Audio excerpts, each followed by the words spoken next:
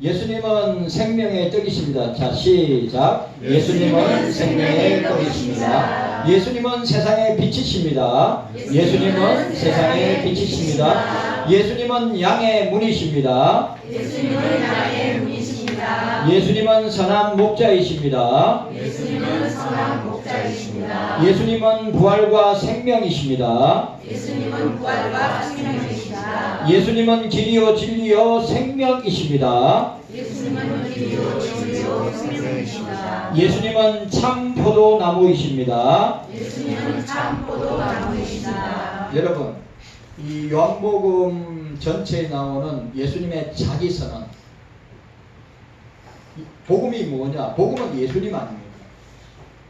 예수님은 어떤 분이신가를 알고 믿고 배우고 증거하고 선포해야 되는 것입니다. 제가 21세기에 가장 영향력 있는 선교사요 목사인 폴 워셔 목사님이 현재 교회의 가장 큰 위협이라는 것을 발표한 적이 있습니다. 내용을 여러분들 함께 생각하기로는 너무 중요한 거니까 이것은 반드시 다루어져야 할 주제입니다. 지금 교회의 가장 위험한 존재는 세상도, 자 보세요, 중요한 말입니다. 지금 교회에서, 이거 세계교회든지 한국교회든지 교회에서 가장 위험한 존재는 세상도 아니고 정치 권력도 아니고 경제도 아니고 문화도 아니고 박해도 아닙니다. 교회의 가장 큰 위협은 바로 강단에 서 있는 목사입니다. 우리가 교회가 무너지는 이유를 세상 탓으로만 돌린다면 진짜 위험을 보지 못하는 것입니다. 맞죠? 여러분, 대한민국의 위기와 교회의 위기는 바로 어디서 출발합니까? 강단에서 출발한다는 것입니다. 사도행전 20장 29절에서 31절, 사도 바울이 에베소 교회 장로들을 불러서 눈물로 호소하고 경고하는 내용입니다. 바울은 교회를 무너뜨리는 자들이 밖에서 오는 것이 아니라 교회 안에서 지도자의 이름으로 일어나는 자들이라고 말했습니다. 목사가 올바르지 않으면 성도들은 길을 잃습니다. 이스라엘 역사를 보십시오. 언제 백성들이 하나님께 돌아왔습니까? 언제 백성들이 죄에 빠졌습니까? 왕들과 제사장들과 선지자들이 어떤 길을 갔는지에 따라서 백성 전체가 하나님께로 향하거나 아니면 우상에게 빠지는 것을 보게 됩니다. 지도자들의 타락은 백성의 멸망을 불러왔습니다. 지금도 마찬가지입니다. 지금 대한민국이나 한국교회가 그러하다고 보고 있습니다. 강단이 무너지면 교회 전체가 무너집니다. 거짓 목사가 설교할 때 양떼는 거짓된 길로 이끌려갑니다. 우리가 가장 두려워해야 할 것은 교회 안에 자리 잡은 거짓된 목사들입니다. 사람들은 언제나 교회를 무너뜨릴 힘을 세상에서 찾습니다. 여러분, 세상이 아무리 힘이 세고 세상에 아무리 권력이 강해도 교회 절대 무너뜨리지 못합니다. 왜냐? 이 교회는 주님이 자신의 피로 사신 교회이기 때문에 주님은 자신의 피로 사신 교회를 끝까지 지킬 뿐만 아니라 사단의 권세도 엄부의 권세도 이기지 못하는 것이 우리 경서교회라고 하는 사실을 잊지 말아야 됩니다. 세상이 우리를 무너뜨리지 못합니다. 세상의 권력과 정부가 무너뜨리지 못합니다. 그런데 왜 교회가 무너지냐? 교회 안에 문제가 있기 때문입니다. 사람들은 언제나 교회를 무너뜨릴 힘을 세상과 사람들 속에서 찾습니다. 성경은 교회 내부에서 거짓된 교사들이 일어나 양들을 삼킨다고 경고하였습니다. 예레미야 시대를 보십시오. 그때 백성들은 죄 가운데 빠져 있었고 하나님의 심판이 눈앞에 다가왔습니다. 그러나 거짓 선지자들은 끊임없이 평안하다, 평안하다, 평안하다. 지금 대한민국과 지금 한국교회를 보십시오. 이 예레미야 시대와 똑같지 않습니까? 평안하다, 평안하다, 평안하다. 외쳤습니다. 그들의 말은 달콤했습니다. 하지만 하나님은 그들의 입술을 가리켜 백성을 죽음으로 몰아넣는 독이라고 말씀하셨습니다. 제가 이번 주에 합동총회와 고신총회가 있었습니다. 제가 왜 합동총회는 있는지 모르겠어요. 왜 고신총회는 있는지 모르겠습니다. 그래, 자기들만의 잔치입니다. 예? 총대 목사들과 총대 장로들이 노예에서 여비 몇십만 원씩, 개인당 몇십만 원씩 여비 줍니다. 그래, 가서 기껏 한다는 것이 여러분들 너무너무 중요한 WEA를 반대할 것인가, WEA를 찬성할 것인가, 그런 거는 결정 안 하고 자기들만의 잔치로 끝나는. 그리고 고신총회도 마찬가지입니다. 손영보 목사님이 감옥에 갔는데 총대들이나 목사 총대들이나 장로 총대들이 그 손영보 목사를, 세계일교회 손영보 목사를 위해서 기도회를 한다든지 그 사람을 구명하기 위해서 총대들이 모여서 협의를 한대. 그런 거 하나도 없습니다.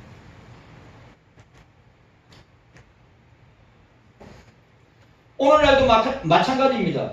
수많은 강단에서 죄와 심판을 말하지 않습니다. 대신 사람들에게 당신은 특별한 사람입니다. 당신은 사랑받기 위해 태어난 사람입니다. 당신은 성공할 것이라고 말합니다.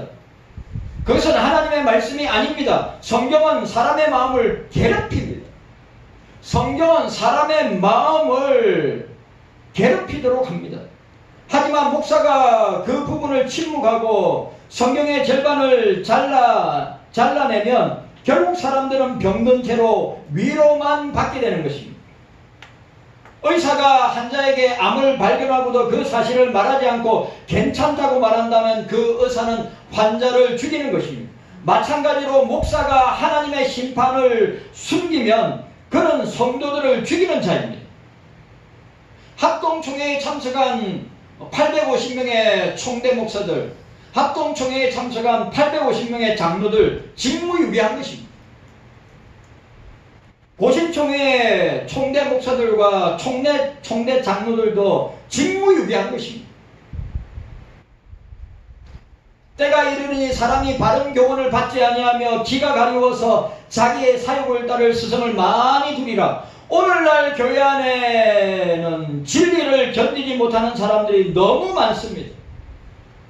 하나님의 말씀이 제대로 선포되는 것에 견디지를 못하는 사람이 한국교회와 목사들과 교인들 가운데 너무 많습니다. 그들은 성경이 죄를 드러내면 불편해합니다. 심판에 대해서, 죄에 대해서, 지옥에 대해서, 회개에 대해서 말하면 듣기 싫어합니다. 대신 자기 귀에 듣기 좋은 설교자를 찾습니다. 그 설교자는 성경을 말씀을 그대로 선포하지 않고 심리학을 이용하며 긍정적인 생각, 긍정의 힘. 여러분 미국에서 가장 인기 있는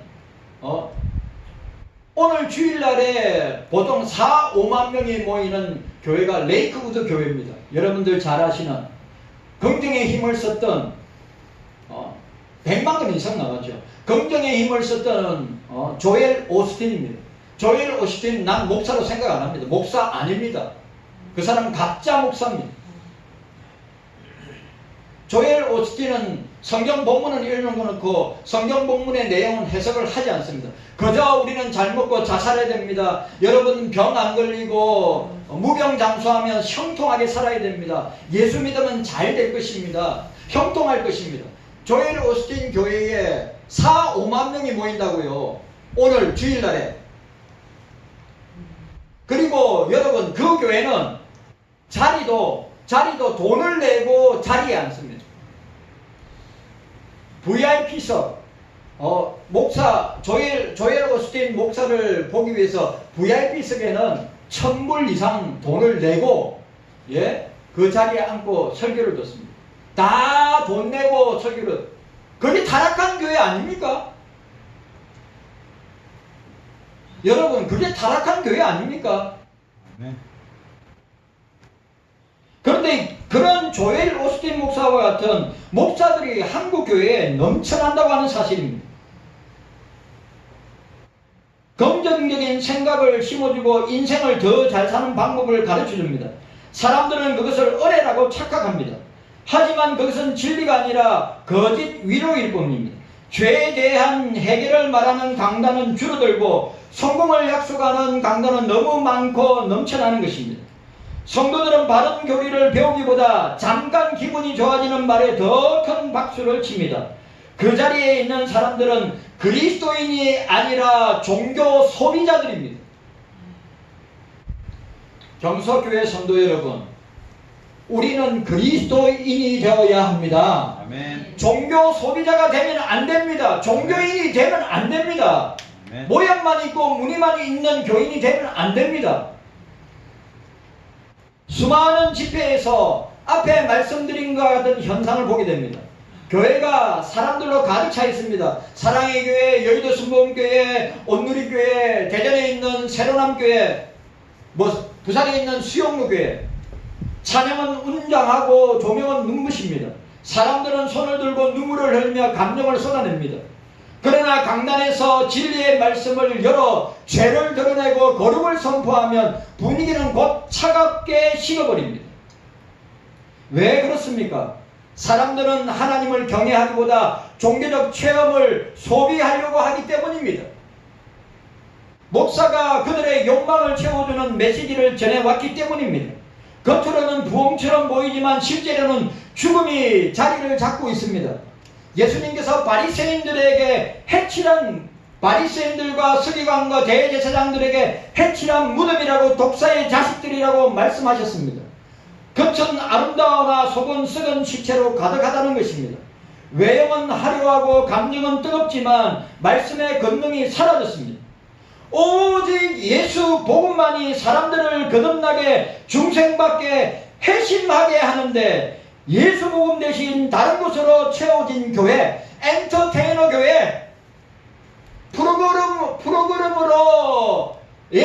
주일 예배를 돌리는 교회, AI로 예배드리는 교회, AI 목사로 예배드리는 교회, 결국 껍데기만 남는 것입니다. 교회의 가장 큰 위기는 박해도 고난도 핍박이 아니라 말씀이 없는 풍요와 감정적 만족입니다. 어떻습니까? 저 말이 틀렸습니까? 아모스 8장 11절에 양식이 없어 주림이 아니요 물이 없이 가람이 아니요 여호와의 말씀을 듣지 못하는 기갈이라고 말씀하고 있습니다. 양 떼는 목자의 음성을 들어야 삽니다. 그러나 목사가 거짓이라면 양은 굶주릴 뿐 아니라 늑대와 이리의 밥이 되는 것입니다. 예수님은 요한복음 10장에 선한 목자는 양을 위하여 목숨을 버리지만 싹구는 이리가 오면 모든 것을 버리고 달아난다고 하였습니다. 오늘날 교회 안에는 선한 목자보다 싹꾼들이 더 많습니다. 그들은 양들을 돌보기보다 자신의 이익을 먼저 생각합니다. 그들은 양들을 위해 기도하기보다는 사람들의 환심을 사기 위하여 단어를 고르고 자신의 이름을 높이기 위해 교회를 이용합니다.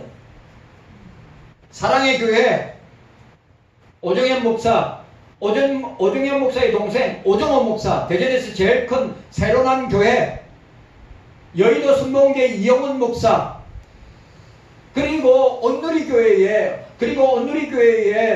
이재훈 목사, 할렐루야 교회의 김상목 목사, 저는 다 그런 교회라고 생각합니다. 밖에서 교회를 무너뜨리는 세력보다 더 두려운 것은 강단에 서 있는 목사가 하나님의 말씀을 버리는 것입니다. 거짓 목사는 교회를 겉으로 평안하게 보이게 하지만 실제로는 영혼을 죽음으로 몰아가고 있습니다. 목사가 얼마나 중요한 자리인지 아십니까?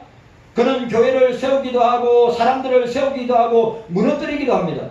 성경은 목사와 장로에게 더 엄격한 심판이 있는 것을 경고하고 있습니다. 그러나 바른 목사는 어떤 사람입니까? 그는 설교할 때 사람의 눈치를 보지 않습니다. 교인들의 얼굴을 살피며 그들이 듣고 싶어하는 말만 골라내는 것이 아니라 성경을 펴서 말씀을 그대로 전합니다. 아멘. 바울은 갈라디아에서 내가 지금까지 사람들을 기쁘게 하였다면 그리스도의 종이 아니니라고 고백했습니다. 참된 목사는 그 고백을 자신의 마음의 심장에 새겨야 합니다. 그는 자신의 인기가 아니라 하나님의 영광을 위하여 존재합니다. 아멘. 참된 목사는 성경을 삶과 죽음의 문제로 다룹니다. 맞지요? 여러분, 성경은 사느냐 죽느냐의 문제입니다. 아멘. 여러분, 이 성경이 우리의 영혼을 죽이기도 하고 살리기도 하지 않습니까? 아니, 교회 밖에 있는 영혼들을 죽이기도 하고 살리는 것이 하나님의 말씀이 아닙니까? 아멘. 그는 강단에서 농담으로 시간들을 채우지 않습니다. 그는 세상의 지혜와 성경의 비밀을 말하지 않습니다. 오직 주께서 말씀하셨다라는 선언으로 시작하고 끝을 맺습니다.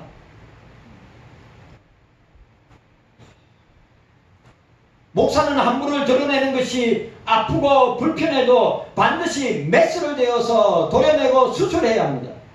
진짜 목사는 사람들이 떠나갈지라도 진리를 말하며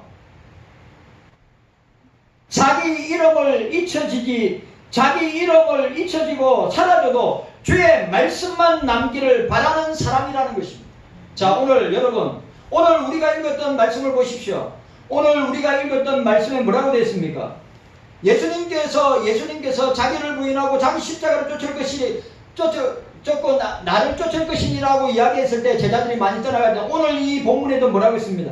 이러므로 제자 중에 많이 물러가 다시 그와 함께 다니지 아니하였더라. 예수님께서 너희도 가리느냐? 베드로가 가로되 주의 영생의 말씀이 계시니 우리가 니게로 가오리까? 라고 말씀하고 있는 것입니다. 여러분, 교회가 성경 진리의 말씀을 선포할 때 어떻게 됩니까? 오늘 보세요. 제자들이라고 했어요. 제자들이 예수님을 떠났다고 했습니다. 배불러지니까, 자기의 욕구가 채워지니까, 예? 자기의 만족이 이루어지니까 예수님이 필요 없는 것입니다.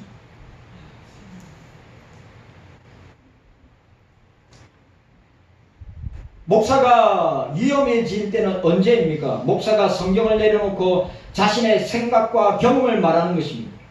강단이 더 이상 예수님의 말씀의 자리이기보다 목사 자신의 이야기와 세상 철학과 학문과 지식과 경험을 말하는 자리로 변질되는 때입니다. 목사가 성경의 권위를 버리고 청중의 요구를 권위로 삼을 때 그는 이미 사꾼의 길을 걷고 있는 것입니다. 저는 합동총회가 그렇고 모심총회가 그렇다고 합신총회도 그렇다고 생각합니다. 갈 때까지 저는 갔다고 생각합니다.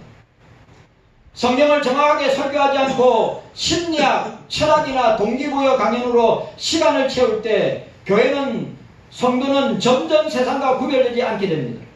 양대의 생명을 걸고 있는 자리에서 목사가 성경을 버리는 것은 치명적인 죄입니다. 의사가 수술대 위에서 의학을 버리고 의사가 자기의 감에 의존한다면 환자는 죽게 될 것입니다. 목사가 강단에서 성경을 버리면 영혼은 죽습니다. 재미있다, 유익하다, 감탄할지 몰라도 그것은 영혼을 살리는 양식이 아니라 결국 죽이는 독이 됩니다. 목사가 성경을 떠나는 순간 그는 교회의 가장 위험한 존재가 됩니다. 다시 이야기합니다.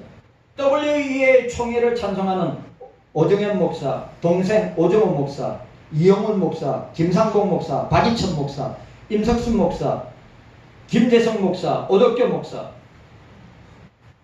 오덕교 교수와 김대성 교수는 자칭 칼빈주의, 개혁주의라고 하면서 수도 없는 책도 쓰고 합신이나 총신의 교수를 한 사람입니다. 목사가 진리를 성경을 버릴 때 교회는 길을 잃습니다. 교회의 강단은 단순한 연단이 아니라 등대입니다. 배가 아무리 크고 천천해도 등대빛이 없으면 암초에 파손됩니다. 교회 건물은 크고 프로그램은 다양합니다. 그러나 등대가 꺼져 있습니다. 성경 진리 없는 교회는 모양은 있어도 방향을 잃어버린 배와 같습니다. 유람선과 같습니다. 여러분, 우리 경서교회는 유람선이 아니라 우리 경서교회는 군함이요 전투함입니다. 여러분, 교회의 생명은 강단에서 무엇이 선포되냐에 대해 달려 있습니다.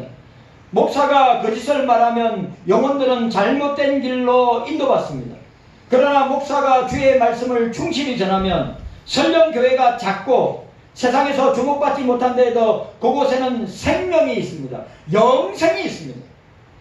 오늘날 교회의 가장 큰 위기는 밖에서 오는 박해가 아니라 오늘날 교회의 가장 큰 위기는 밖에서 오는 박해나 환란이나 핍박이나 고난이 아니고 정치적인 것이 아니고 경제적인 것이 아니라 물질적인 것이 아니라 의식주가 아니라 안에서 꺼져가는 성경의 등대, 말씀의 등대가 꺼져간다는 사실입니다. 그래서 가장 위험한 존재는 세상이 아니라 성경 말씀을 버린 목사입니다. 목사의 입술이 교회를 세우기도 하고 무너뜨리기도 합니다. 성도 여러분, 목사를 우상처럼 바라보지 마십시오. 우상처럼 바라보니까 저렇게 되는 것입니다.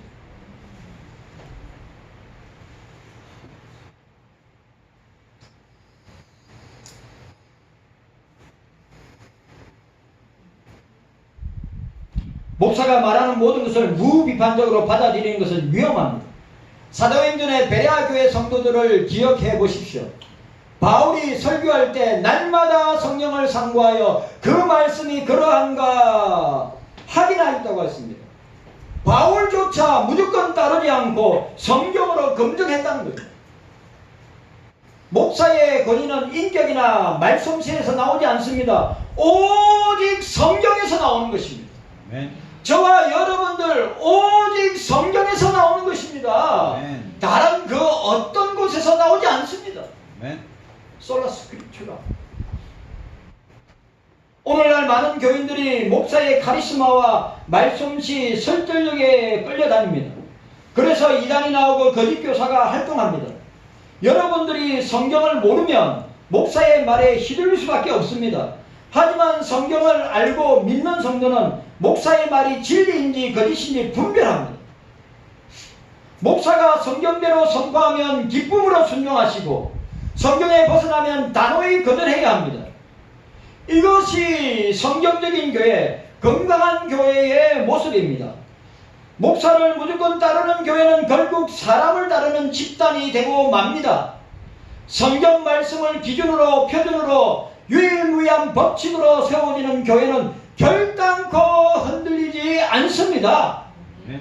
여러분, 우리 경서교회가 말씀 위에 세워진 교회, 반석 위에 주는 그리스도시요 살아계신 하나님의 아들이십니다 라고 하는 이 위대한 신앙 고백 위에 세워진 교회는 흔들리지 않는다고 하는 사실입니다. 아멘. 사단이가 이기지 못하고 세상이 이기지 못하고 지옥의 권세도 이기지 못한다고 하는 사실입니다. 우리가 꼭 기억해야 됩니다. 성경 말씀이 우리의 기준입니다. 아멘. 성경 말씀이 우리의 표준입니다. 아멘. 성경 말씀이 우리의 유일무이한 법칙입니다. 아멘. 우리 경서교회가 말씀 위에 세워진 교회라면 세상의 그 어떤 권세와 힘과 능력과 사단이 공격해도 흔들리지 않는 것이다.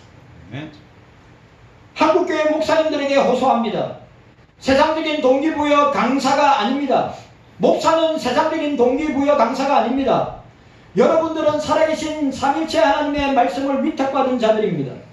강단에 서기 전에 무릎으로 서야 합니다. 사람들의 기분을 맞추려고 설교하지 말고 주님의 마음을 개헌하기 위해 설교해야 합니다. 여러분들의 사명은 성도들을 즐겁게 하는 것이 아니라 성도들을 거룩하게 세우는 것입니다. 하나님의 거짓된 위로가 아니라 성경의 진리의 칼날로 주님의 백성들을 다듬기를 원하십니다. 그리고 성도 여러분들에게 호소합니다. 목사가 성경 진리를 전하도록 끊임없이 기도하십시오. 목사가 사람을 두려워하지 않고 하나님만을 두려워하도록 무릎 꿇어 기도하십시오. 교회의 운명은 죽고 사는 것은, 성도들의 운명과 죽고 사는 것은 강단에서 무엇이 선포되느냐 달려 있습니다. 목사가 성경에 충실하면 교회는 작아도 빛을 발할 것이고, 목사가 성경을 버리면 교회가 아무리 크고 화려해도 무덤에 불과합니다. 오늘 우리 시대가 가장 큰 위기는 세상이 아니라 강단에서 성경 말씀을 버린 목사입니다. 동시에 가장 큰 소망은 강단에 있습니다. 목사가 성경을 펴고 십자가와 부활, 재림과 심판, 영생과 영벌, 천국과 지옥, 죄와 생명, 영생을 외칠 때 주님은 여전히 교회를 살리십니다. 우리는 다시 강단으로 돌아가야 합니다. 그리고 다시 주님을 두려워하는 목사와 말씀에 순종하는 성도들로 서야 합니다. 사랑하는 경서교회 성도 여러분들, 오직 성경만을 선포하는 교회와 목사와 성도들이 되시기를 바랍니다. 아멘. 그런 저와 여러분들이 아멘. 어떻습니까? 오늘 저와 여러분들이 이 말씀을 통해서 우리가 생각해 봐야 되지 않겠습니까? 우리는 생명의 떡, 영생의 떡이신 예수님만이 우리를 살려주시는, 우리에게 생명을 주시는, 우리를 구원하시는 분이심을 확실하게 믿고 고백하시기를 바랍니다. 아멘. 경서교회 성도 여러분, 강단이 너무너무 중요합니다. 우리 경서교회 강단에서 세상 소리나 사람 소리나, 아니 인본주의, 세속주의와 종교다원주의와 같은 그런 이야기가 선포된다면 당장 그 목사는 끄집어 내야 됩니다. 주의 말씀만, 영생의 말씀만, 생명의 말씀만 선포되어야 하는 것입니다. 아멘. 자, 오늘 우리가 지난번에 우리가 말씀 생각했습니다. 지난번에 뭘 생각했습니까? 지난번에 우리 6장에 있는 특징들을 우리가 생각했습니다. 그러면 오늘 이 6장에서 우리에게 핵심적인 주제가 있는데, 이 신학적인, 교리적인 이 핵심적인 주제가 있는데, 그 주제가 두 가지입니다. 오늘 6장에서 우리가 놓치지 말아야 될 것. 예수님은 영생의 떡이고 예수님은 생명의 떡인데 우리가 놓치지 말아야 할 핵심적인 주제가 뭐냐? 첫 번째로 메시아 시대에 충만하고 풍성한 잔치를 보여주고 있다. 우리는 그 잔치를 기다리고 있습니다. 우리는 그 잔치를 고대하고 그 천국 혼인 잔치의 모형을 오늘 우리에게 보여주고 있습니다. 물고기 2마리와 떡 5개를 통하여서 많은 무리를 먹이신 표적은 생명의 떡으로, 영생의 떡으로 오신 예수 그리스도로 말미암아 도래하게 될 새 나라와 새 시대의 모습을 보여주고 있습니다. 물고기와 보리떡이었지만 예수 그리스도께서는 이를 가지고 많은 군중들, 대중들을, 사람들을 배불리 먹였었습니다. 이런 예수 그리스도께서 생명의 떡 되심을, 생명의 영생의 떡 되심을 계시하는 표적으로 오직 예수님만이 우리에게 영생을 주시고 오직 예수님만이 우리에게 생명을 주시는 분이심을 보여주는 것입니다. 여러분, 자 따라합시다. 예수님만이 생명을 주십니다. 예수님만이 영생을 주십니다.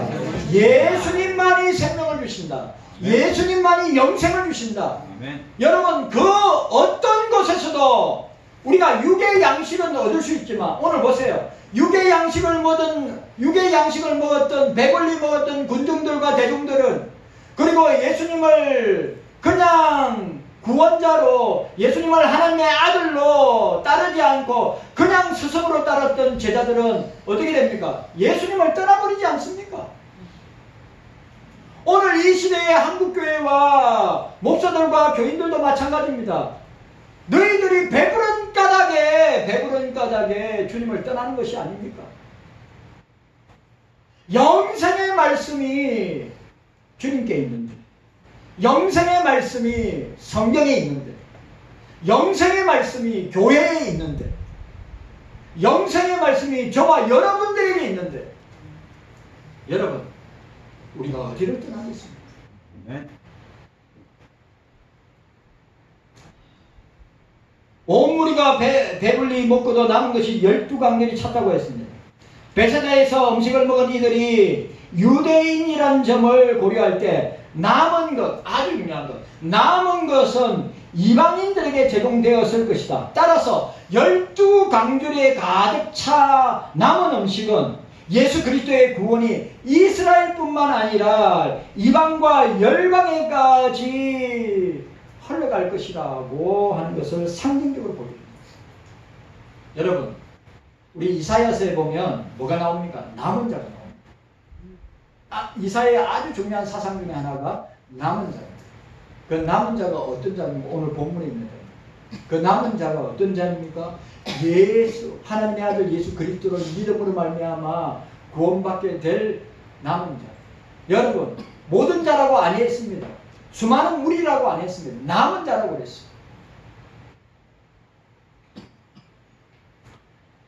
온 세계는 유대인이나 헬라인은 차별 없이 그리스도로 인해, 예수 그리스도로 인해 도래될 메시아 시대에 충만하고 풍성한 잔치를 맛보게 될 것을 우리에게 보여주고 있는 것입니다. 여러분, 우리는 곧 있으면 주님과 함께 이 잔치에 참여하게 될 줄로 믿습니다. 아멘. 6장에서 영생의 떡이요 생명의 떡이신 예수님께서 우리에게 보여주시는 것이 뭐냐?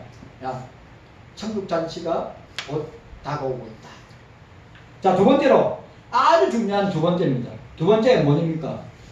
구원에 있어서 하나님 아버지의 절대 주권자 되심을 보여주고 있습니다. 여러분, 여기 부르심, 여기 아주 중요한 게 있습니다. 부르심, 예정, 선택 교리가 신학이 여기 있습니다. 아주 중요하죠. 영생의 떡이시고 생명이 되시는 예수 그리스도께 나옴은 하나님 아버지께서 인도하셔야만이 가능하다. 경성교회 성도 여러분, 여러분들이 나오고 싶다고, 하나님을, 주님을 만나고 싶다고 나오는 것이 아니라 하나님 아버지께서 인도하셔야, 성령께서 인도하셔야 나올 수 있다는 겁니다. 아멘. 너무너무 중요한 것입니다. 6장에서 예수께서는 여러 차례 성부 하나님 절대 주권적인 인도하심을 강조하고 있습니다. 자, 우리 37절 보시기 바랍니다. 37절. 자, 37절. 자, 37절 함께 읽습니다. 37절입니다. 37절 시작. 아버지께서 내게 주시는 자는 다 내게로 올 것이요 내게 오는 자는 내가 결코 내어 쫓지 아니하리라. 아멘. 그리고 65절. 자, 65절 함께 읽도록 하겠습니다. 37절 읽었죠? 37절, 44절. 자, 44절 함께 읽도록 하겠습니다. 44절 시작. 나를 보내신 아버지께서 이끌지 아니하면 아무라도 내게 올 수 없으니 오는 그를 내가 마지막 날에 다시 살리라. 네. 자, 65절 말씀입니다. 65절 시작. 또 가라사대 이러함으로 전에 너희에게 말하기를 내 아버지께서 오게 하여 주지 아니하시며 누구든지 내게 올 수 없다 하였노라 하시니라. 네. 여러분, 구원은 하나님의 절대적인 주권이다. 아멘. 구원은 성령의 역사로 이루어지는 것이다. 아멘. 그거 잊어버리면 안 됩니다. 아멘. 하나님 아버지의 주권적인 인도하심에 대한 반복적인 언급은 우리의 구원이, 여러분 개인의 구원이 스스로의 믿음의 결단이나 믿음의 확신이나 그리고 믿음의 의지에 의해서 나오는 것이 아니다, 이 말이에요. 여러분들에게 정말 중요한 말을 했습니다. 내가 구원받는 것은 내가 결단한다고, 확신한다고, 내가 의지해서 내가 나아간다고 되는 것이 아니라 성령 하나님께서, 아버지 하나님께서 만세전에 부르시고 예정하시고 선택하셔서 불러주셔야 예수 그리스도에게 나아가게 되는 것이다. 아멘. 여러분, 설득한다고 설득되어지는 것이 아닙니다. 경서교회 성도 여러분, 성령이 역사하셔야 믿어지는 것입니다. 아멘. 아버지께서, 하나님 아버지께서 예수께로 인도하셔야 내가 믿어지고 나아갈 수 있는 것입니다. 아멘. 여러분, 제가 이야기했죠. 전윤성 씨가 코미디 개그의 대부 아닙니까? 전윤성 씨가 평생을 예수 안 믿다가 병상에서 예수를 믿었어요. 그 하는 말이 뭔지 아십니까? 내가 빨리 예수 믿을 것. 내가 왜 빨리 예수를 안 믿었을까? 왜 예수를 안 믿었을 것 같아요? 자기 자아가 강하고 자기 경험과 지식이 많기 때문에. 그 사람은 천재입니다. 예? 우리나라 국민들을 들었다 놨다 웃겨줬던 사람이 그 사람입니다. 그런데 그런 자기 자아로 충만하게 자기 지혜로 충만하니까 그게 말씀이 들어올 리가, 하나님이 예수님이 들어올 리가 없지요. 그래, 인생 마지막에 여러분, 구원은 자기에게 있는 것이 아닙니다. 기억하셔야 됩니다. 부모가 예수 잘 믿는다고 구원받는 게 아닙니다. 자녀가 예수 잘 믿는다고 부모가 구원받는 것이 아닙니다. 성령께서, 하나님 아버지께서 만세전에 창세전에 그를 부르시고 선택하시고 예정하셔서 예수님께로 인도하셔야 된다고 하는 것입니다. 네. 절대로 나의 결단과 의지와 확신으로 되는 것이 아닙니다. 오직 하나님의 절대적인 주권의 은혜의 선물로 주어진다는 사실입니다. 그래서 저와 여러분들은 구원받은 것을 자랑할 것이 아니라 그 구원하여 주신 은혜에 감사하며 주님 앞에 우리에게 주신 정인의 사명을, 영원 구원의 사명을 감당해야 될 줄로 믿습니다. 아멘. 경성교회 성도 여러분, 제가 오늘 6장에 가장 중요한 신학적, 교리적 주제 두 가지가 있습니다. 우리가 맞이하게 될 천국 잔치의 모형을 보여줍니다. 그 다음에 구원은 하나님 절대 주권입니다. 성령의 주권적인 역사. 그래야 주님 앞에 나올 수 있음을 보입니다. 예수님이 말씀하셨습니다. 아버지께서, 성령께서 이끌어 주시지 않으면 나올 수 없느니. 주님 감사합니다. 깨닫는 우리가 되게 하여 주시기를 원합니다. 아멘. 도와주시옵소서. 예.